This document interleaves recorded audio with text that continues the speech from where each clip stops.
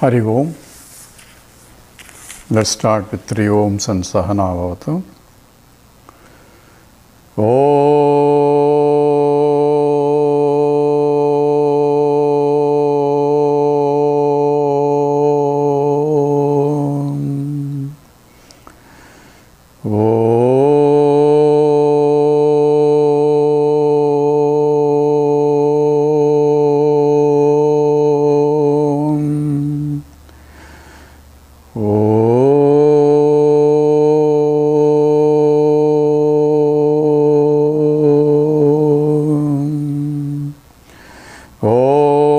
Sahana Bhavatu, Sahana Bhunaktu, Sahaviryam Karavavahai, Tejasvinabadhitamastu Mavit Vishavahai. Om Shanti, Shanti, Shanti. Guru Stotram. Akhanda Mandalakaram Vyaptam Yena Characharam Tatpadam Darsitam Yena Tasmai Sri Gurave Namaha. Ajnanatimirandhasya Jnananjana Shalakaya Chakshu Militam Yena Tasmai Sri Gurave Namaha. Gurur Brahma, Gurur Vishnu, Gurur Devo Maheshwaraha, Gurureva Param Brahma, Tasmai Sri Gurave Namaha. Stavaram Jangamam Yaptam, Yatkim Sacharacharam, Tatpadam Darsitam Yena, Tasmai Sri Gurave Namaha. Tvameva Mata cha Pita Tvameva, Tvameva Bandhuscha Sakha Tvameva, Tvameva Vidya Dravidam Tvameva, Tvameva Sarvam Amadeva Deva, Tvameva Sarvam Gurudeva Deva. Hari Om.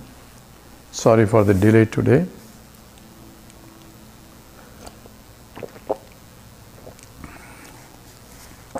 We are doing the 5th chapter of Panchadashi.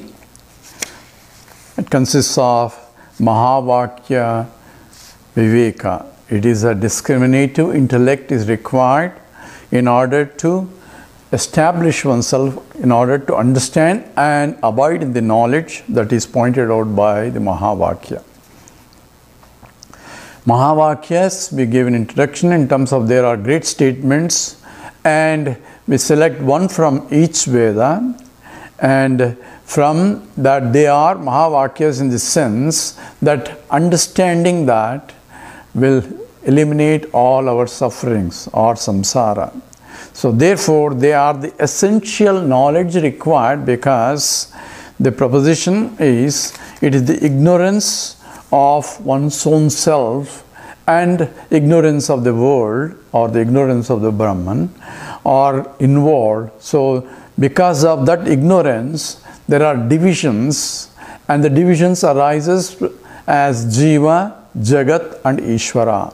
So individual and the world and the creator of the two, which is Ishvara. And all our problems are understood is because of the division, where we take the divisions as reality, and therefore I take myself only as I am an individual Jiva, separate from the world, and therefore separate also from the creator of the world, Ishvara. So scripture becomes a pramana to tell us what I think I am is not really what I am, and it points out something that what truly I am, and this are the Mahavakyas. So Mahavakyas are essentially Jiva, Ishvara, Aikya, Bodhaka Vakyam. They are statements that are showing the identity relationship, and the identity relationship of Jiva and Ishvara. What about the Jagat? So for that, scripture also mentions Jagat is not different from Ishvara. So Ishvara himself became many. So Jiva, the Jagat and Ishvara are one and the same, as also learned from the scriptures. So once I learned that Jagat and Ishvara, that means the world and the creator of the world are not too different, that means the creator himself became many. And therefore, he is the material cause for the whole universe too. Not only the intelligent cause, the know-how of how to create, but he himself became a material because he cannot go and find some other material for him to create the world.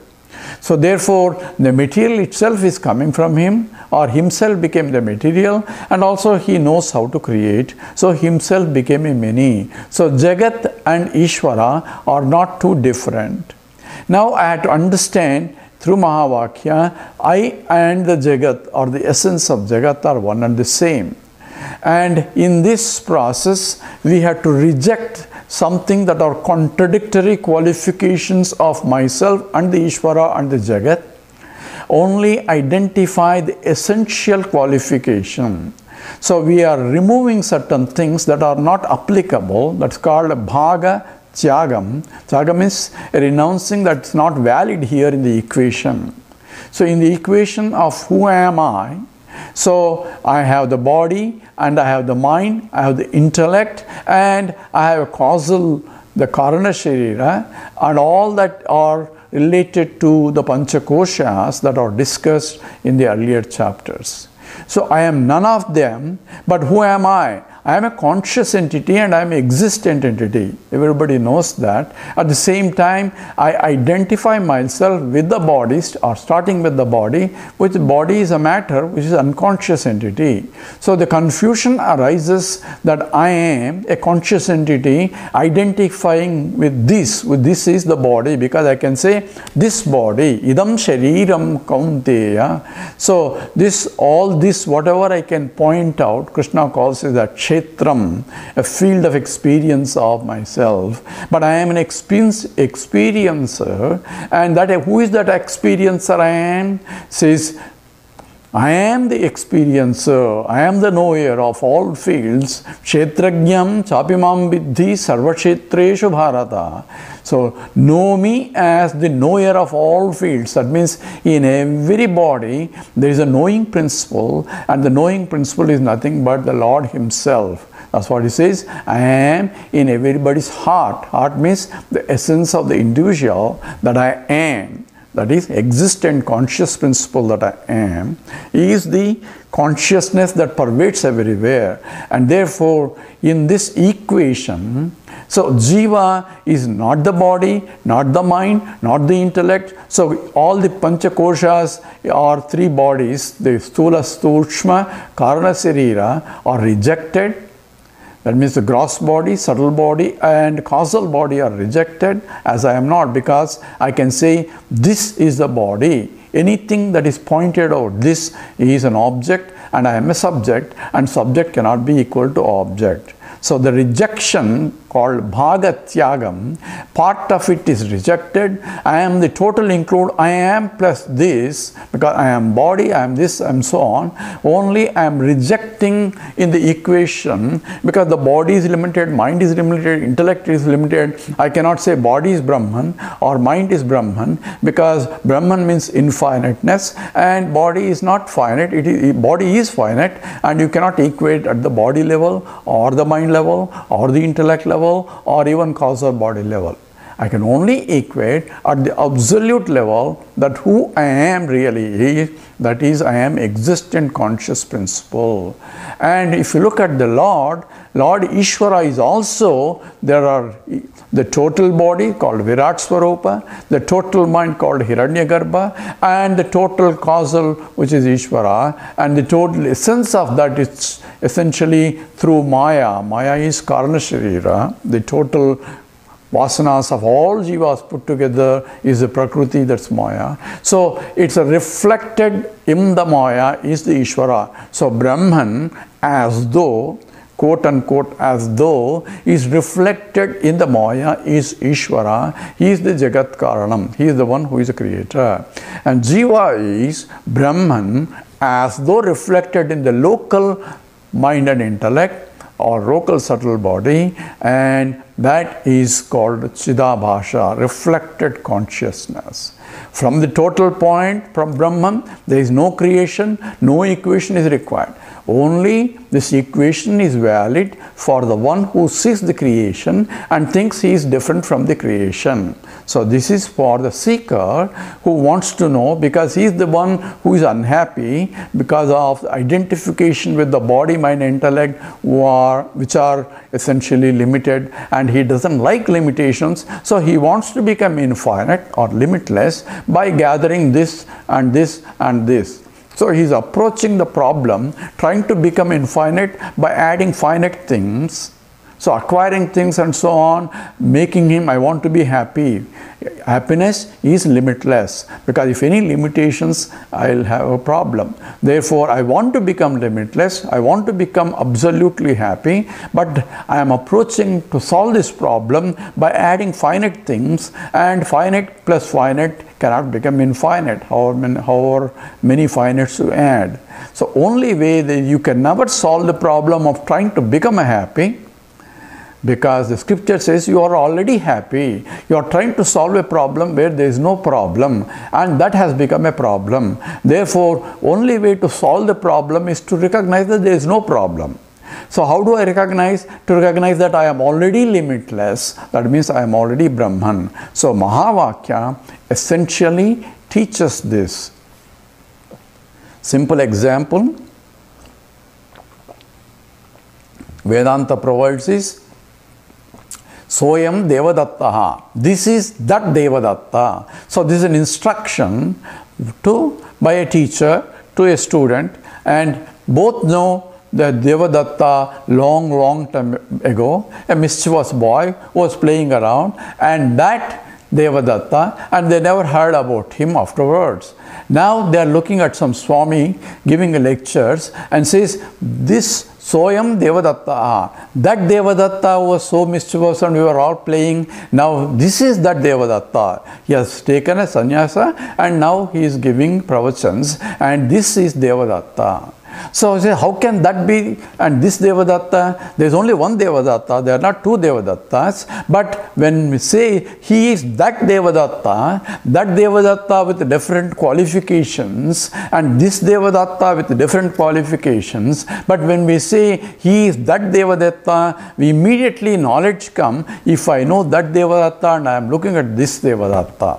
So that was Devadatta is one statement, this is Devadatta is one statement, but this is that Devadatta when you equating two things together, which doesn't seem to be possible. But in that case, I had to drop the contradictory qualifications that differentiate this Devadatta from that Devadatta, only take that which is the essential individual, that is the Devadatta that we are equating. That's what is called Bhagatyaga Lakshanam. Let me check the mic is on.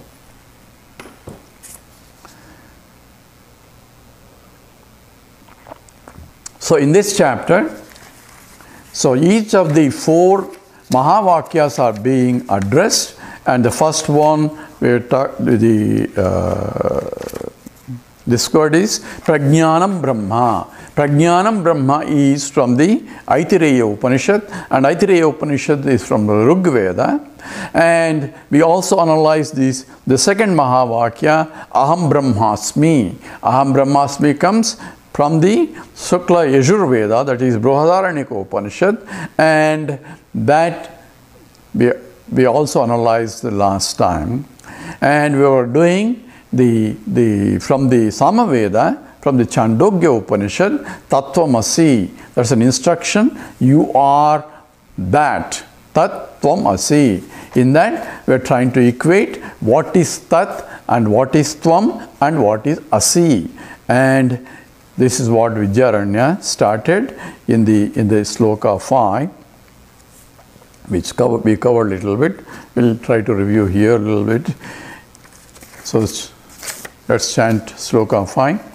Ekameva dvitiyam sat, Ekameva dvitiyam sat, Nama rupa vivarjitam, nama rupa vivarjitam srushti puradhunan pyasya srushti puradhuna pyasya tadruktvam taditiryate tadruktvam taditiryate. Together, ekameva dvitiyam sat nama rupa vivarjitam srushti puradhuna pyasya tadruktvam taditiryate.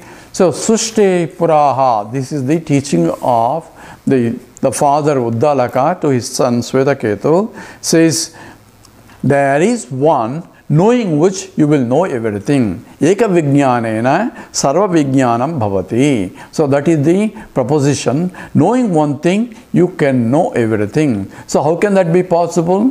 Normally, if we know chemistry, we won't know physics, or we don't know biology, and so on. So we wish we could do that. But here is a statement of this. The father says, have you learned, knowing which you know everything? Obviously, the student says, no, I don't think so. It's not possible. He says, it's possible if I know the material cause from which that all things came, then I know essentially all the products, because the product is nothing but the material itself, that which became in different names and forms. So from the gold, if ornaments have come, ornaments are nothing but gold itself in varieties of names and forms. So if I know the gold, I have the essential knowledge of all the ornaments coming from the gold in the past, present and the future that are created. Because gold, in becoming an ornament,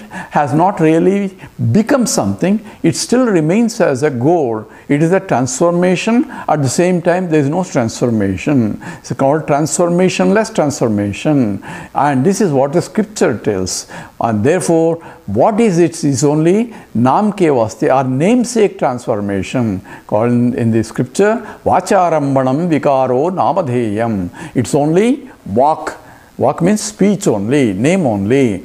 And therefore, it's only in the namesake, or for the different varieties of ornaments are created. Each ornament may think is different from other ornament, but in essence, the essence of each ornament, from which it came, by which it sustained, into which it goes back, is nothing but the gold only. So if the ring thinks I am separate from a bangle or a necklace, it undergoes suffering. Whereas if the ring thinks I am a gold, that my essence is this gold, which is same in the ring and the bangle and necklace, and from the gold point, it is my only glory that I can exist in varieties of names and forms, even though ring has a date of birth and ring has a date of death also, and the attributes of the ring are different from the attributes of the bangle and a necklace, and the utility of a ring is different from the utility of that. All other things are at the name and form level, but we have to reject all that because they are not essential. The cost of the ring is based on mostly cost of the gold only. Therefore, the essential quality of that is what is prescribed, its value, and that is essentially from which it came, by which it is sustained, into which it goes back. In the same way, scripture defines the Brahman, yatova imani bhutani jayante yena jatani jivanti yat prayamta visham visanti tad vijnasasva tad brahmeti. So tad brahmeti. So what is tat? Is Brahman, and from which the whole universe came, by which it is sustained, into which goes back. So what was there before creation? Chandogya says existence alone was there before creation. So what is that existence? And the existence is that because of which everything exists, and therefore